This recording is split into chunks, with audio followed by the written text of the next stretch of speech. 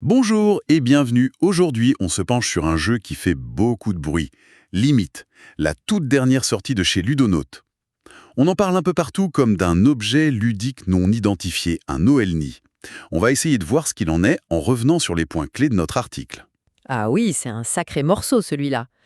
Pour bien comprendre de quoi il s'agit, je pense qu'il y a 3 points essentiels qu'on avait soulevés. Vas-y, je t'écoupe. D'abord, c'est une simulation. Une simulation politico-économique vraiment experte. On gère une nation, mais dans un monde aux ressources, fini. D'accord. Ensuite, le cœur du jeu, c'est vraiment une tension constante. Tu as ton développement individuel d'un côté, et de l'autre, la gestion durable de la planète. Ça force des choix, mais des choix terribles, entre coopérer ou trahir. Et le troisième point, Longtemps après. c'est ça. Oubliez les jeux de civilisation où l'on étale sa puissance sans compter.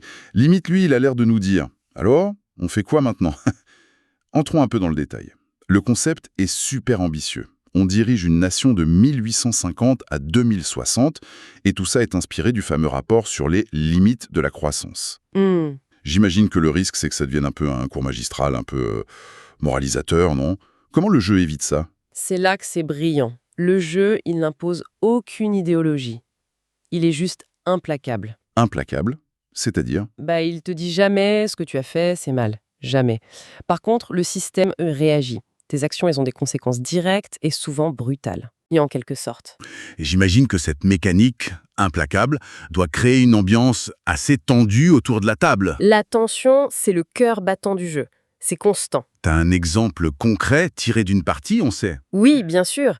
Imagine ta nation a un besoin, mais un besoin désespéré de pétrole pour une infrastructure, pour des points de victoire, quoi.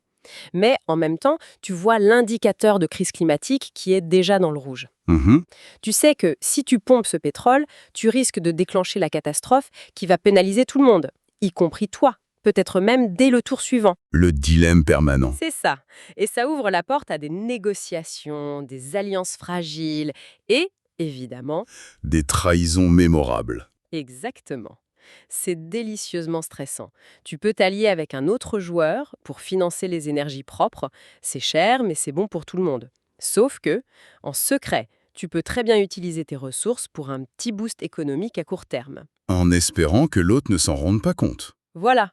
Je me souviens d'une partie, j'ai nationalisé des puits de pétrole que j'avais promis à un autre joueur. Il m'a pas parlé pendant 1 heure. C'est ce niveau d'implication. Ah ouais, quand même. C'est intense. Mais une expérience pareille, ça doit demander un effort. C'est quoi la barrière à l'entrée? On sort pas ça à l'apéro? Si. Ah non, clairement pas. Le livret de règles, c'est 40 pages. 40.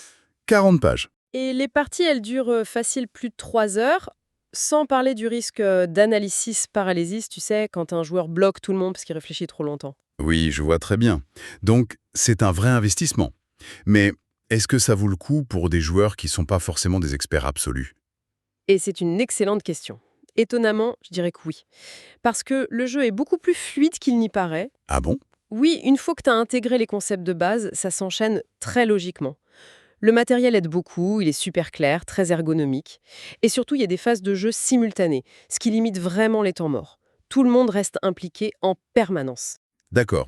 Donc si on résume ce qu'on a aimé dans notre article, la tension est palpable, le thème est magistralement intégré et ça crée des débats enflammés après la partie.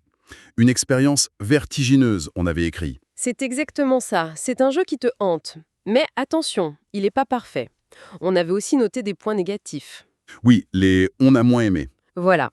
La longueur des règles d'abord, on dirait un manuel de droit fiscal, c'est un peu rude. Et puis, il y a une critique un peu plus fondamentale, une sorte d'ironie. Laquelle? Produire un jeu aussi massif, plein de plastique et de carton, en Chine, alors que son thème est l'épuisement des ressources, c'est un peu paradoxal, non? C'est une contradiction fascinante. Est-ce que les auteurs en parlent quelque part? Dans le livret, par exemple? Méta au jeu qui est presque aussi intéressante que le jeu lui-même. En conclusion, on peut dire que Limite, c'est une véritable aventure. C'est exigeant, oui, mais c'est une expérience unique qui marque les esprits. Probablement le testament ludique et magistral de Ludonote. Oui, tout à fait. Pour finir, on pourrait presque comparer une partie de Limite à une réunion de copropriété, mais à l'échelle mondiale. J'aime bien l'image. Tout le monde arrive avec les meilleures intentions du monde, et ça finit presque toujours en catastrophe. C'est à la fois drôle et terrifiant. Et ça soulève une dernière question, un peu provocatrice. Laquelle? Si les règles du monde réel étaient aussi claires et aussi implacables que celles de limite, est-ce que nos choix collectifs seraient différents?